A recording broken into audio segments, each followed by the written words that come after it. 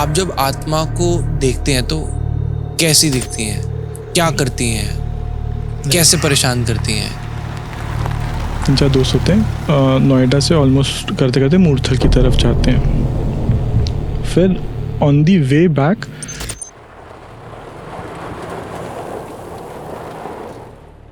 जैसे ही वाकई गाड़ी में बैठते हैं ना, उसके दोस्त कहते हैं यार ये अजीब अजीब बातें क्यों, दूसरी भाषा जैसे क्यों बोल रहे हो। उसको लगता है यार इसको ना ज़्यादा चढ़ गई है। उस तंत्री ने क्या करा, उस लड़के को तो क्या ही बांधना था, उसने उस लड़की को ही बांध दिया। बहुत बारी लोग अपने घर में लाइट भी फ्लिकर होते हुए दिखती है। इसका क्या मतलब हुआ? अगर वहाँ आपको लगता है कोई सोल है तो उससे पूछो कि if the soul is there, कोई भी मस्जिद हो या कोई भी मंदिर हो तो हर वहाँ पे ना एक देवरू होती है अंदर, और बाहर होती है शैतानी ताकतें जो उसका पहरा दे रही होती है। आफ्टर डेथ पे ना कभी कभार हमने बहुत अलग अलग चीजें देखी हैं। जी, क्या आपको पता है वो राम राम सत्य बोलती है, वो शरीर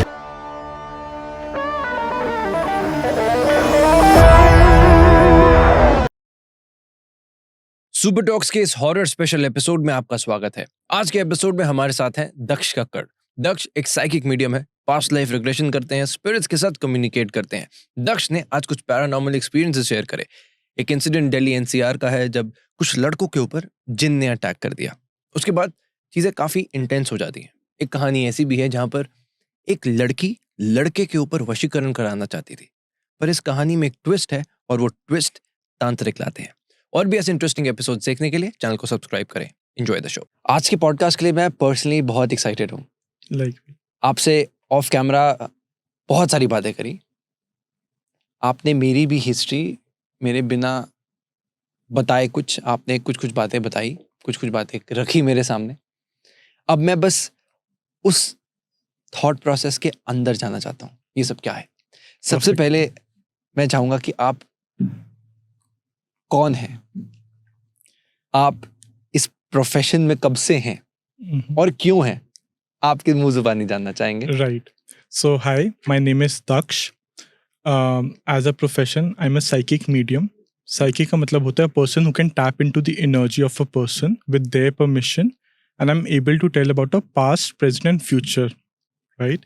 And when we talk about mediumship, मानने के एक मैं माध्यम बनता हूँ and I act as a bridge for connecting this physical world with the people of the afterlife, the souls of the afterlife. Wow. So I'm able to connect the channel and spirits who have passed on, and I'm able to get the last messages like I did in your case. और मुझे चीज़ें बताते हैं, समझाते हैं, दिखाते हैं कि क्या लास्ट सोल जब अपने पेरेंट्स से या जब कोई अपना लव्ड वन खोता है तो उसकी क्या आखिरी मेमोरीज हैं, क्या चीज़ें हैं जो अपने फैमिली को पास ऑन करना चाहता है।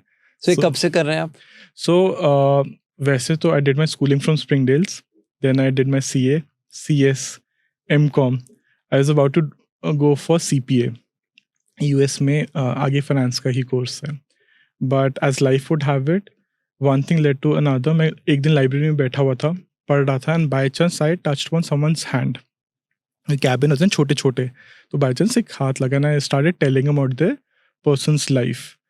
तो दे वर शॉक कि ये इस पर्सन को मेरे बारे में कुछ पता नहीं है, तो how is able to tell me anything and everything about my life. और तब वो चीज़ करी। अगले दिन भैया पूरी लाइब्रेरी के सारे बच्चे, भैया मेरा ये पास होएगा, मेरा ये पेपर होएगा, मेरा ये कब होएगा, मेरा ये कैसे हुआ, वो छोड़ के चली गई, ये सब बता दो। ये हालत हो गई। I had to leave the library, and then one thing led to another. तो professionally I have been doing this for more than 10 years then I can remember. But ये चीज़ आपको ब्लेसिंग होती है, ये पूर्वजों की कमाई होती है, ये पिछले जन्मों की कमाई होती है। मैंने पिछले जन्मों में भी मेडिटेशन करी है, तो वो संचित कर्मा, वो इस जन्म का प्रारब्ध कर्मा की कमाई है, that I am able to see things, hear them. वो सोल से मैं आखिरी बारी बात कर पाता हूँ, and that is how I became a medium. आपको, आई पर्सनली बिलीव, आपको ना ये मीडियमशिप कोई सिखा नहीं सकता। बताऊँ कैसे? कि ये मैथ्स की क्वेश्चन की तरह है, या तो आपको आता है या तो आपको बिल्कुल नहीं आता, बीच में आप धक्का मार पास ही होगे। तो बीच में आपको ये कोर्सेज, ये चीज़ें सिखाई नहीं जा सकती। और अगर आपको सीखना भी है ना, आई वुड जस्ट सिंपली से एक आधे घंटे की, 1 घंटे की मेडिटेशन आपको पहले करनी आनी चाहिए। वो धीरे धीरे वो बिल्डअप होगा। एब्सोल्युटली। सो आप ही को ये क्यों मिला? मुझे नहीं मिला। मैं Right. किसी को देखता हूँ, मैं तो देखता रहता हूँ, कुछ मुझे छोले भटूरे खिला दे, कोई पास्ता पिज्जा खिला दे, आप एब्सोल्युटली। दूसरे इंसान की लाइफ में चले जाते हो। सो जब आप किसी इंसान से मिलते हो, राइट क्या देखते हो पहले? राइट। तो जैसे क्या होता है, first I have to seek their energy and permission. कभी भी किसी आते जाते इंसान की मुझे चीज़ें दिख रही है, समझ में आ रही क्या है। दिख रही है, मतलब क्या दिखता है आपको? फॉर एग्जाम्पल, जैसे मैं आपसे बात कर रहा था ऑफ दी कैमरा, तो मुझे चीज़ें, जैसे आपको मैंने पूरा विजन बताया कि मुझे ये चीज़ें आ रही है, आपके एंसेस्टर्स में ये पर्सन कनेक्ट हुआ है, राइट। एंड लाइकवाइज जब मैंने आपकी मदर का जो लास्ट उनकी जो विजन था वो बताया, तो I am able to channel them, right. उनकी क्या आखिरी दादी का जो दादी का हमने बताया, तो वो चीज़ आपको कनेक्ट हुई। मतलब मेरे से मिलते ही आपको मेरी जो दादी थी उन्होंने आपसे बात करी, ऐसा? एब्सोल्युटली। इसमें मालूम है क्या है, आज मैं बोलूँ मैं मीडियम हूँ, मैं किसी स्पिरिट से बात करता हूँ तो लोगों को क्या लगता है मैं अपने बाल घुमाऊंगा, कोई बाबा जी होंगे जिनकी लंबी सी दाढ़ी होगी, वो कई पहाड़ों में बैठे होंगे, पीले रंग के वस्त्र पहने होंगे, कोई बाबा जी होंगे, वो उन्हीं से मानेंगे, राइट। पर ये ब्लेसिंग, ये कमाई है पिछले जन्मों की। ऑलराइट। तो एंड फॉर दिस जन्म ऑल्सो मैंने बहुत मेडिटेशन करी है। एक स्किल होना और उसको तराशना, हर किसी में एक स्किल सेट होता है। तो मेरे लिए ये मेरा प्रारब्ध बना, my vision and mission of my life, my soul purpose जिसे कहते हैं। तो आपका लाइकवाइज बना कि आप स्पिरिचुअली लोगों को कनेक्ट कर रहे हो, and we talked about it as well behind the camera. तो आज हर किसी इंसान का एक सोल पर्पस होता है, वो जानना बहुत जरूरी और है। उसी पर्पस के लिए हम अपने अपने कर्म कर रहे हैं। थोड़ा सा मैं आत्माओं को समझना चाहता हूँ कि आप जब आत्मा को देखते हैं तो कैसी दिखती हैं, क्या करती हैं, कैसे परेशान करती हैं, राइट। कैसे बॉदर करती हैं? सबसे पहले देखिए, आप आत्मा में मानते हैं या नहीं मानते, कभी भी सोल को डिसरिस्पेक्ट मत करो। उनको ये मत बोलो कि हो तो मुझे दिखाओ, राइट। एग्जाम्पल, आपको मैं बोलूँ कि राघव, आप मुझे अपनी आइडेंटिटी प्रूफ करो, तो आप मुझे क्या करोगे, आधार कार्ड दे दोगे, दूसरी बारी में शायद से पैन कार्ड दे दोगे, तीसरी बारी में शायद से कोई और डॉक्यूमेंट दे दोगे, चौथी पांचवी बारी तक ना आप चिढ़ जाओगे कि भाई तुझे पता नहीं मैं कौन हूँ, राइट। तो जब आप सोल को बोल रहे हो, वो एक जस्ट आउट ऑफ योर एक कि भैया मैं दिखाऊं कि मैं कितना बड़ा हूँ, मैं सोल के साथ पंगे ले सकता हूँ, तो फिर ये याद रखना, जब सोल ने आपसे पंगे ले लिए ना, फिर वो बराबरी नहीं होगी। ऐसा कोई एक्सपीरियंस हुआ है आपके साथ? चैलेंज करते हो तो कैसे वो अपना फिर पूरा बदला लेती है। तो मैंने अपने चैनल पे भी डाला हुआ था, यूट्यूब पे, साइकिक मीडियम दक्षिण में ही। तो एक 3 दोस्त होते हैं, 3-4 दोस्त होते हैं, वो रात को कारोबार करने निकलते हैं। दिल्ली है तो रात को निकलते हैं कारोबार करने, कि बहुत देर से मिले नहीं है, हम रात को पियेंगे दारू और कहीं गाड़ी वाड़ी चलाएंगे और मस्ती करेंगे। अब इसमें से रास्ते चलाते चलाते ये लोग नोएडा से ऑलमोस्ट करते करते मूर्थल की तरफ जाते हैं। फिर on the way back beer ज़्यादा हो जाती है, तो एक बंदा कहता है भाई मुझे ना वॉशरूम जाना है। उसका दोस्त उसको बोलता है कि भाई थोड़ी आगे चलते हैं, भी रुक जा, आगे प्रॉपर रेस्टोरेंट आएगा, वहीं कर लियो, वॉशरूम चले जाइयो। उसने कहा नहीं भाई मेरे को ना बहुत तेज़ आया प्रेशर, तो यहीं गाड़ी रोक, यहीं गाड़ी रोक। तो उसमें से एक दोस्त उतरता है और कहता है कि भाई मुझे अभी जाना है, तो गाड़ी रोक। वो उतर के जाता है और वहाँ पे ना एक दीवार होती है, उस पर कुछ लिखा होता है, वो वॉशरूम कर आता है। और जैसे ही वो आके गाड़ी में बैठते हैं ना, उसके दोस्त कहते हैं यार ये अजीब अजीब बातें क्यों, दूसरी भाषा जैसे क्यों बोल रहा है। उसको लगता है यार इसको ना ज़्यादा चढ़ गई है, इसने जो वॉशरूम करके आया शायद से इसको ज़्यादा चढ़ गई है, अब ये बेकी बेकी बातें कर रहा है। तो चुपचाप उसके दोस्त उसको गाड़ी से घर पे छोड़ आते हैं, और अगले दिन जैसे ही घर पे आते हैं तो अगले दिन उसकी मदर की कॉल आती है, उस लड़की जो वॉशरूम करने उतरा था। वो कहती बेटा तुम लोग रात को कहाँ गए हो, जब से वापस आए ये अजीब अजीब भाषा बोलते जा रहा है, इसकी वॉइस चेंज हुई है, जो ये the way he was before वो एकदम है ही नहीं। इसकी वॉइस में बड़ा एक जो कहते हैं ना डायलेक्ट, मतलब उर्दू डायलेक्ट आ रहा है, और आवाज़ भी ऐसी लगी जैसे बहुत बड़े इंसान की है। तो उसने सारे दोस्तों ने बोला, गए उसकी मदर के घर, मतलब उसके दोस्त के घर पे वापस गए, बोला आंटी हम, बोला कि दारू पी थी, पर हम कहीं ऐसी गलत जगह नहीं गए थे, ये रात तक थोड़ा सा ऐसे बोल रहा था, पर हमने उसको लगा कि नशे में तो उतार दिया। अब उसकी मदर ने जैसे तैसे करके मुझे कॉल करा। उन्होंने मुझे बताया कि सर कुछ प्रॉब्लम है, आप एक बारी इस लड़के से, मेरे लड़के से एक बारी मिल लो। तो जब मैंने बैक ट्रैक करा तो मुझे चीज़ समझ में आई, मैंने आंखें बंद करा, ध्यान करा, तो मुझे समझ में आया कि उस लड़के ने ना वहाँ पे जो दीवार थी, वो एक मस्जिद की जो दीवार होती है उसके ऊपर पेशाब करा था। और हर, चाहे कोई भी मस्जिद हो या कोई भी मंदिर हो, तो हर वहाँ पे ना एक देवरू होती है अंदर, और बाहर होती है शैतानी ताकतें जो उसका पहरा दे रही होती है। और वो लड़का सेम लाइन बोलते जा रहा था, मैं तुझे माफ़ नहीं करूँगा, मैं तुझे माफ़ नहीं करूँगा, मैं तुझे माफ़ नहीं करूँगा।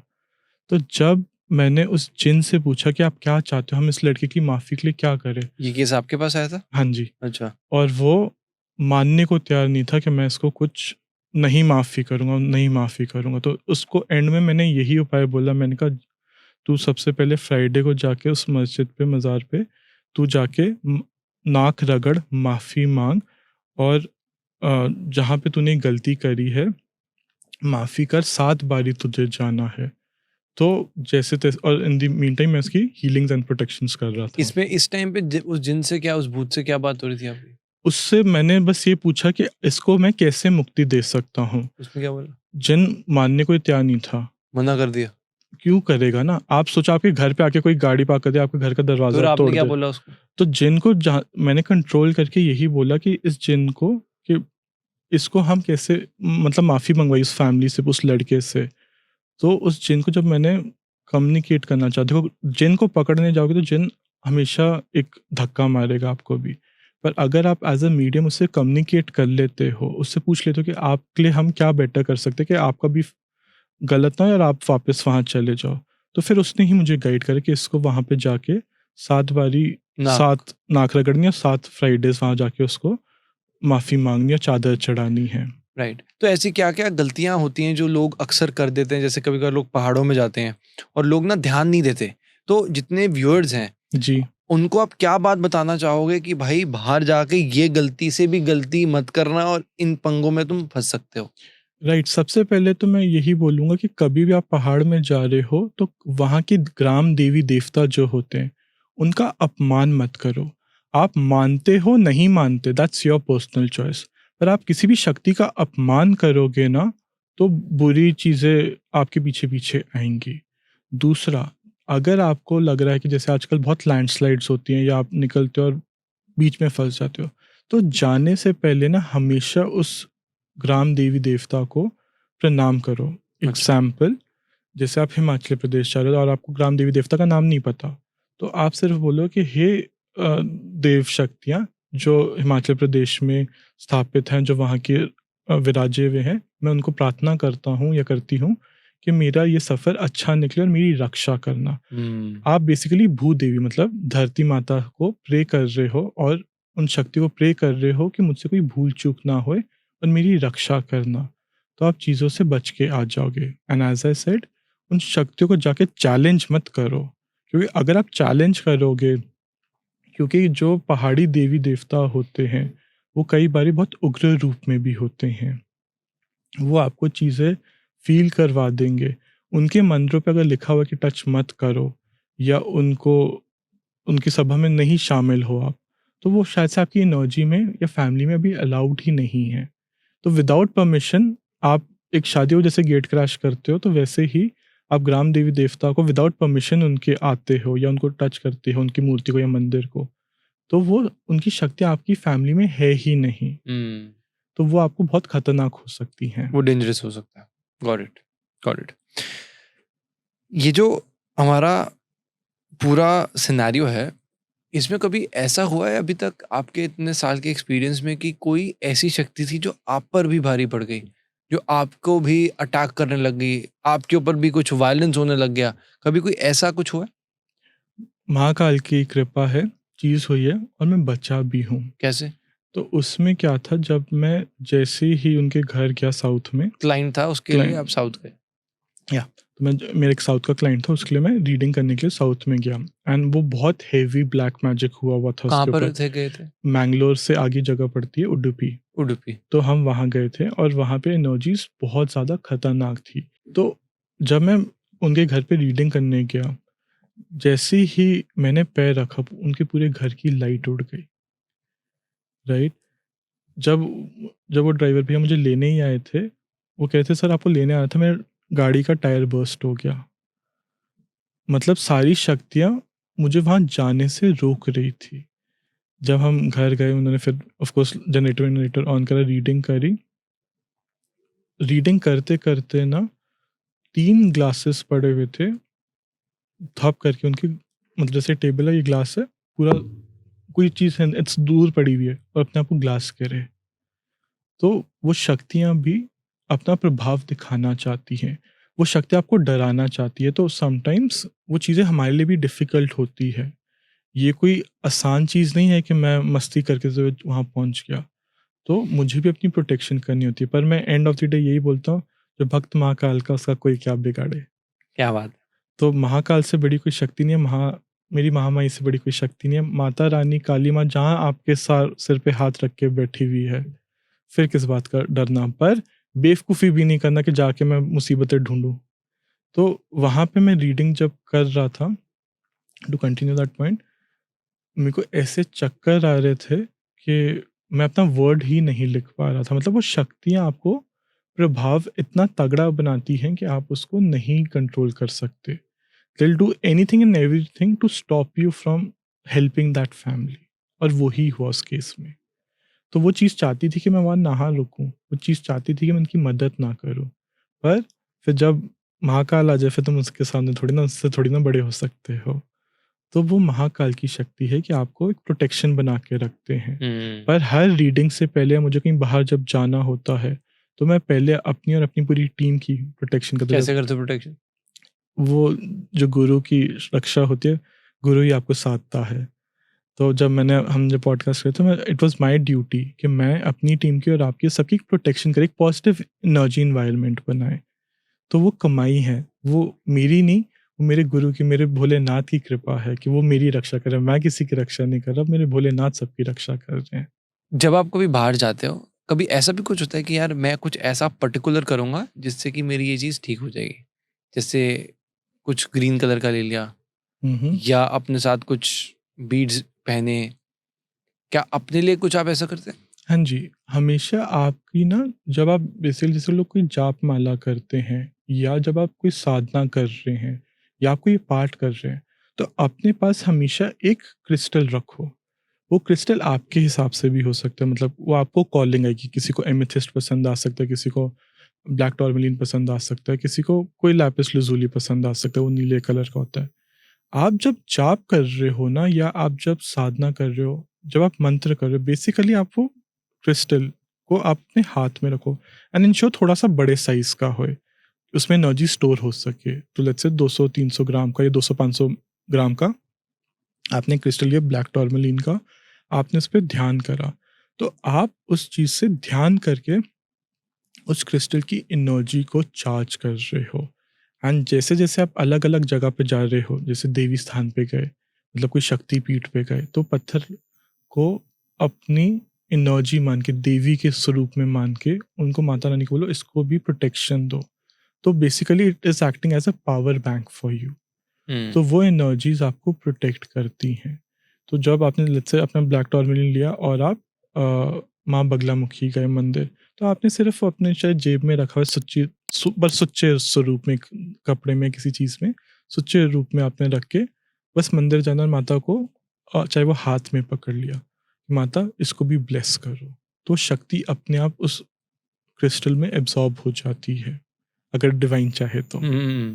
इंडिया में सबसे मिस्टीरियस से ऐसी कौन सी जगह है जहाँ पर ब्लैक मैजिक और सिद्धियाँ होती हैं? सबसे जो आप पूछना चाह रहे हो, कामाख्या देवी के बारे में पूछना चाह रहे हो। वहाँ का कुछ सीक्रेट बताओ। उसकी एक्चुअली जो स्टोरी है, एक दिन ना महादेव बहुत ज़्यादा वर्टिलिटी, मतलब मैस्कुलिनिटी एनर्जी में थे, मतलब अपने लिंग पे ध्यान था उनका। तो कामदेव ने आके बोला कि मैं वहाँ पे आया, आपने मुझे ध्यान नहीं दिया, आप उस शक्ति में हैं। तो आप, कामदेव ने उनको श्राप दिया था महादेव को कि आपकी अब जो विटिलिटी है वो चली जाएगी, मैस्कुलिनिटी है वो चली जाएगी। तो महादेव ने कामाख्या देवी में माता के आगे प्रे करा था उस रूप में, वो योनि के रूप में है। तो आज जो लोग मेंस्ट्रुअल या मेंसेस को खराब या गंदा मानते हैं, तो ये भी जानिए एक मंदिर है इंडिया में सबसे प्रसिद्ध जहाँ पे लोग उसके दर्शन के लिए जाते हैं। तो वो ताकत कितनी अच्छी है। पर आप वहाँ जा रहे हैं, वहाँ कोई मजाक की जगह नहीं है। वैसे भी कहा जाता है आपको वहाँ पे बुलावा आता है, आप घूमने नहीं जा सकते। और वैसे भी जब आप जाओगे तो आप 3 बारी जाओगे, 1 बारी नहीं, आप 3 बारी जाते हो कामाख्या देवी जब आपको बुलावा आता है। कैसे? One way of the other ऐसा ही सिचुएशन बनेगा कि आपको जाना पड़ेगा फिर से। पहली बारी जाओगे तो आपको शायद से एनर्जीज ही ना समझ में। दूसरी बारी मैं अभी किसी का पोस्ट पढ़ रहा था तो दैट मेंशन, मैं पहली बारी गया तो मैं बहुत डिसओरिएंटेड था। दूसरी बारी गया तो मुझे ऐसे लगा कि ये अपनापन है। और जब तीसरी बारी गया तो कहते हैं I felt that charge and the energy you are able to feel. दूसरा जो तंत्र क्रिया करी जाती है वो बहुत खतरनाक है। मैं यहाँ पे केस बताना चाहूँगा। मेरे पास एक केस आया था, वो लड़की थी कॉलेज स्टूडेंट बट बहुत वेल टू डू फैमिली से, लोडेड जिसे कहते हैं ना, मतलब भरे हुए पैसे उसके पास थे, तो उसके लिए money was not a problem. तो उसने मेरे पास जब she reach out, she said sir मुझे ना ये एक बॉयफ्रेंड है जो मुझे छोड़ के जा चुका है, पर मुझे कैसे भी इस लड़के से वापस चाहिए। पर वो एक पार्ट बता रही थी जो बहुत, मैं तंत्री कैसे बुरे भी होते हैं अगर आप तंत्रा में फंस जाओ। मैं अच्छी तंत्री की बात नहीं कर रहा, जो अपनी शक्तियों का गलत इस्तेमाल कर रहे हैं, मैं आज लोगों को वॉर्न करना चाह रहा हूँ इस एक्सपीरियंस के थ्रू। तो वो लड़की आई, शी सेड सर मेरा ब्रेकअप हुआ था, मुझे वो लड़का वापस चाहिए था, और मैं एक तंत्री के पास गई और मुझे वो लड़का वापस चाहिए था, तो मैंने वशीकरण करवाना था उसके ऊपर। तो आई सेड ठीक है, मैंने तब तक कुछ उसको बोला नहीं, I was just listening to her point. अब मेन बात, उस तंत्री को समझ में आ गया कि ये जो लड़की है ये बहुत वेल टू डू है, ये अच्छे घराने से, तो इसके पास अच्छा खासा हिसाब है। उस तंत्री ने क्या करा, उस लड़के को तो क्या ही बांधना था, उसने उस लड़की को ही बांध दिया। अब वो लड़की उसको उसके घर, उस तंत्री को, सो कॉल्ड तंत्री को, अपने उसके घर का किराना भेजती थी, दाल चावल आटा रोटी सब भेजती थी, उसको आईफोन भेज, उसको गिफ्ट्स भेज, और उसको अपनी प्राइवेट फोटोज तक भेजी हुई है। And the worst part is, उस लड़की को उस चीज़ का कोई मेमोरी रिकॉल नहीं है, उसको कुछ याद नहीं था कि उसने ऐसी ऐसी फोटोज तक किसी को भेजी हुई है। क्योंकि कहती थी सर मैंने जब उसको रिकॉल करा तो मैं खुद ही वो फोटोज डिलीट कर देती थी, मैसेजेस को डिलीट कर देती थी, तो मुझे खुद चैट ही डिलीट कर देती थी, तो मेरे को बिल्कुल याद नहीं रहता था। तो आप तंत्रियों के केस में अगर फंस गए ना, तो ये समझ लेना कि this is no coming back. आज लोग आते जी मेरा लवर चला गया, मैं आपके ऊपर ये स्पेल करवा देती हूँ, मैं वाइट कैंडल मैजिक स्पेल कर देता हूँ या कर देती हूँ, या वशीकरण कर देते हूँ। भैया पहले ये बात समझो, जिसको पाने जा रहे हो ऐसा ना वो आपके ऊपर ही कुछ कर दे। क्योंकि अगर वो असली खिलाड़ी है और अगर उसको समझ में आ गया कि आप एक मोटी पार्टी हो दिल्ली की भाषा में, तो वो आपको ही सबसे पहले आपके ऊपर ऑब्वियसली ये करेगा। स्कैमर्स तो बहुत ज्यादा आजकल, स्कैमर्स तो इस, चलो जो फेक वाले हैं, पर एक तंत्री अगर अपनी पे आ जाए, वो कैसे चीज़ों का गलत इस्तेमाल भी करता है। तो आपको अपना लवर वापस चाहिए, जानो कि ये चीज़ भगवान ने आपसे कोई चीज़ ली है ना, उस खुदा को पता है वो क्यों ली है। आप उससे ज़्यादा सियाने नहीं हो, आप उससे ज़्यादा समझदार नहीं हो। तो तंत्रियों के केस में अगर आप फंस गए ना, there always and always be a backlash. मतलब आप किसी के लिए बुरा करोगे, किसी की फ्री विल से आप उसको वश में करना चाहोगे, तो आपको भी 10 गुना चीज़ें अच्छा देनी पड़ेगी। स्पिरिट्स के कुछ सीक्रेट बताओ मुझे। स्पिरिट्स के सीक्रेट, मेरे को जो फर्स्ट, एक मेरे को पॉजिटिव एनर्जी केस में अगर पहले मैं बात करना चाहूँ, सी स्पिरिट्स आपके एंसेस्टर्स होते हैं, 2 फॉर्म। जब एक सोल जाता है तो 2 फॉर्म बनता है, या तो पितृ या तो प्रेत। पितृ मतलब आपके एंसेस्टर्स, आपके पूर्वज, जो पॉजिटिव सोल हैं, वो आपकी हमेशा मदद कर रहे हैं, वो आपको हमेशा कनेक्ट कर रहे हैं, वो आपको चीज़ें समझा रहे हैं। यहाँ पे आते हैं फिर प्रेत।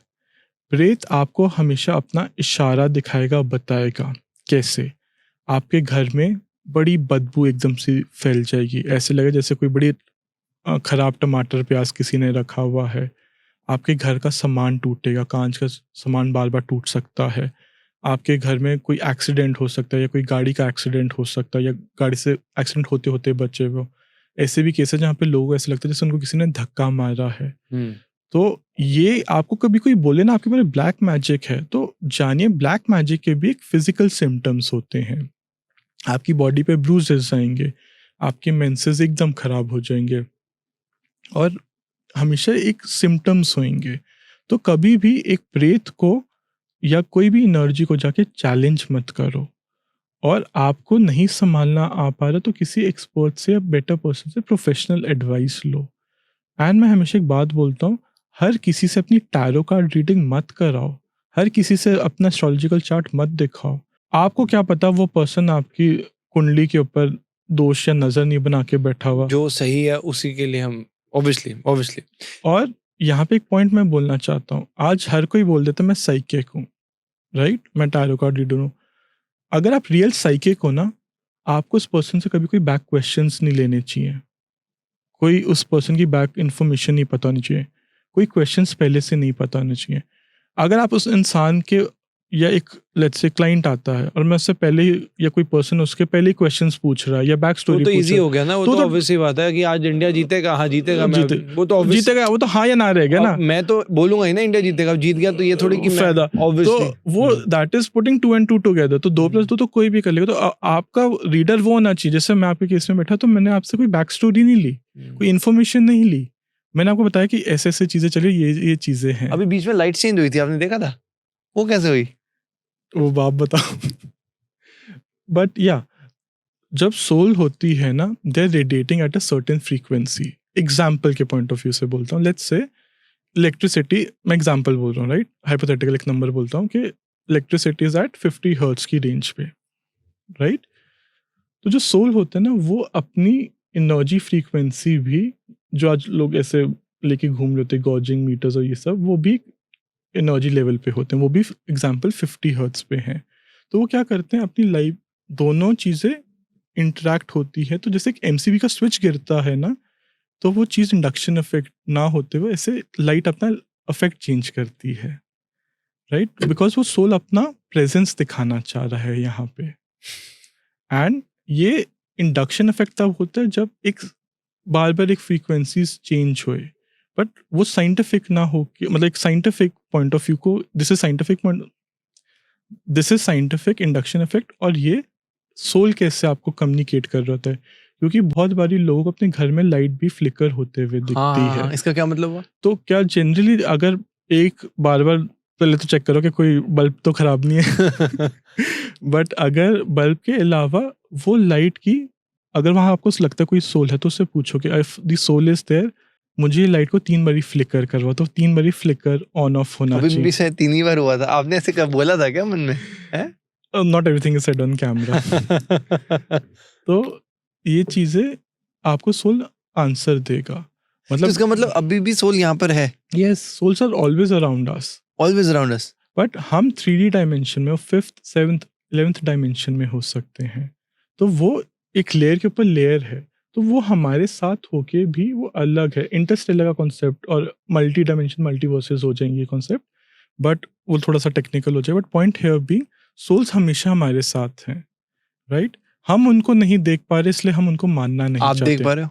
यस, बट मैं अपनी फ्रीक्वेंसी को उस टाइम बंद करके बैठा हुआ हूँ। मेरे लिए कहीं बाहर निकलना या कहीं बाहर जाना बहुत मुश्किल है। मैं कोई मूवी देखता हूँ, जैसे आपने कोई मूवी देखी नन, आप देख सकते हो, मैं देखता हूँ तो मैं पूरी एक्चुअली उस फ्रीक्वेंसी में चले जाता हूँ, क्योंकि जब वो मूवी बन रही थी, they would have used real psychics and mediums जो स्पिरिट को डिफाइन कर रहा है, उनको चैनल कर रहा है। तो मेरे लिए वो चीज़ ऐसे लगता है कि वो चीज़ मेरे साथ आके बैठ जाती है उसी time, because I am able to channel. और दैट इज़ हाउ, जब हम कंतारा का ऑफ द रिकॉर्ड्स बात कर रहे थे, I am able to channel those energies. वो उनका प्यार है कि मुझे दिखा सकते हैं। तो स्पिरिट आप मतलब आपके साथ बैठ जाती है आके, क्या बात होती है? अब रियली डिपेंड्स, कई बारी अगर वो प्रेत में नहीं है, मतलब वो सोल हैं, पूर्वज हैं, तो मुझे बस बताते कि मेरे ऐसे ऐसे एक्सीडेंट हुआ है, मेरी फैमिली मुझसे कनेक्ट नहीं कर पा रही, आप मेरे लिए प्रे कर दो, और मैं उनकी प्रे कर देता हूँ और उनको बोलता हूँ कि आपकी फैमिली अगर कनेक्ट कर सके तो भगवान प्लीज़ उनको रास्ता दिखाना, राइट? मैं प्रेयर कर सकता हूँ।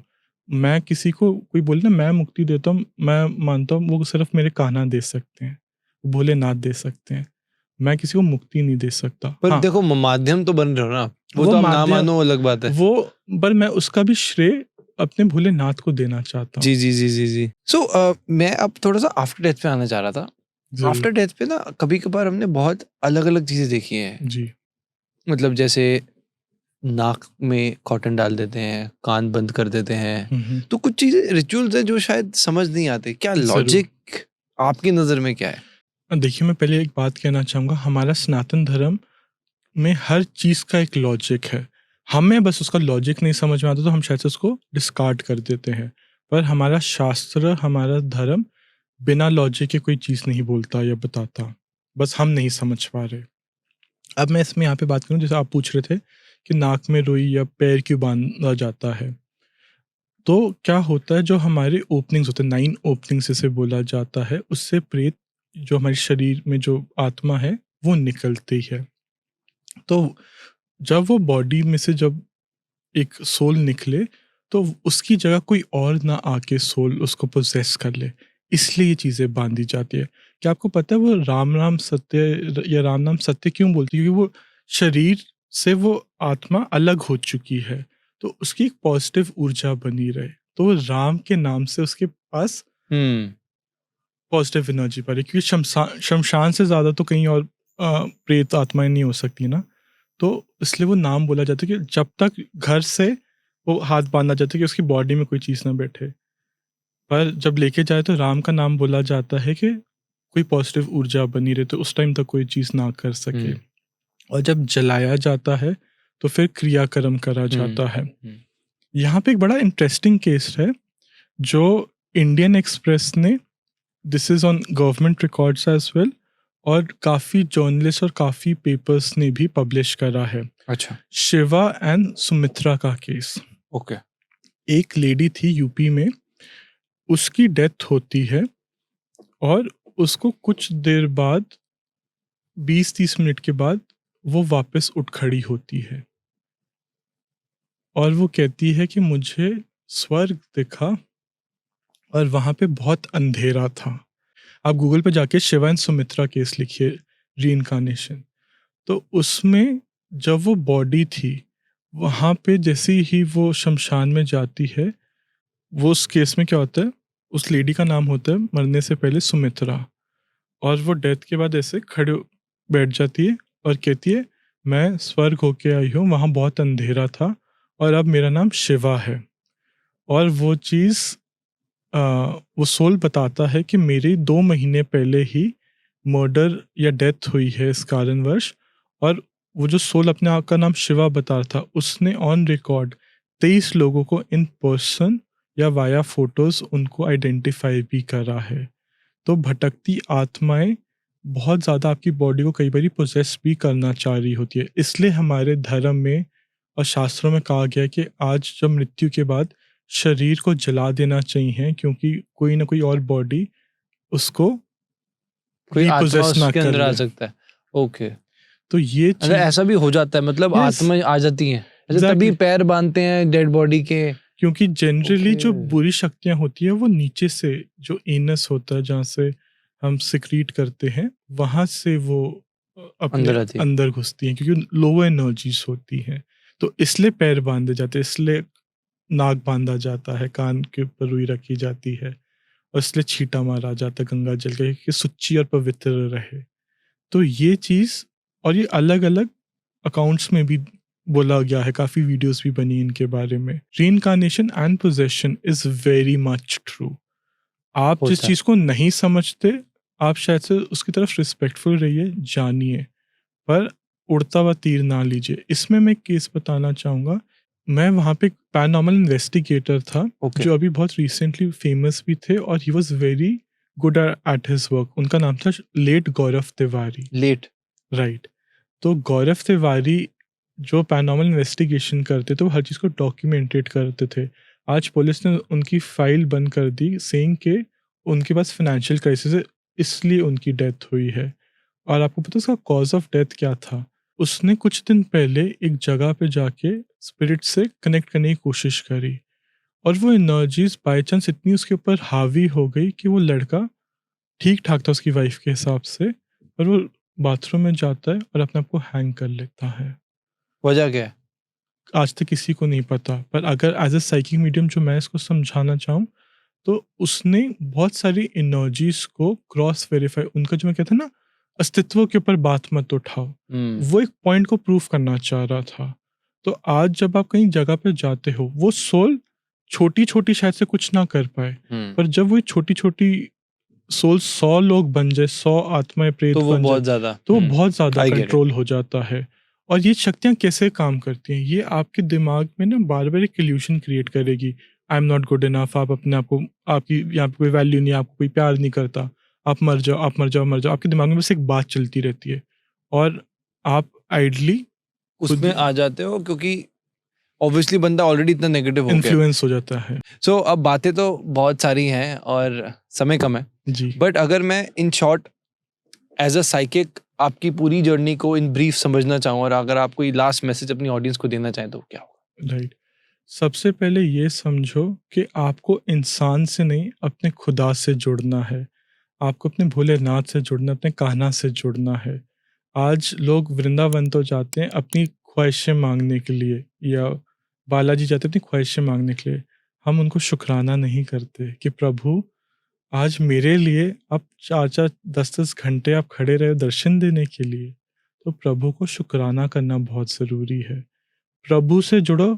जो पर्सन आपको बोलता है ना कि आप मेरे पास आओ, मैं ही आपका ब्लैक मैजिक उतार सकता हूँ या उतार सकती हूँ, वो कुछ नहीं कर सकता। क्योंकि जो स्पिरिचुअल एनलाइटेंड सोल है वो आपको हमेशा खुदा से जोड़ेगा। मेरे पास बहुत लोग बोलते हैं सर मेरे पास ना कोई गुरु नहीं है, मेरे पास कोई पर्सन नहीं है जिनको मैं मान सकूं या मानूं। तो मैं उनको हमेशा बोलता हूँ, आप या तो महाअवतार बाबा जी के बारे में पढ़िए, उनके बारे में करिए, नीम करोली बाबा के बारे में करिए।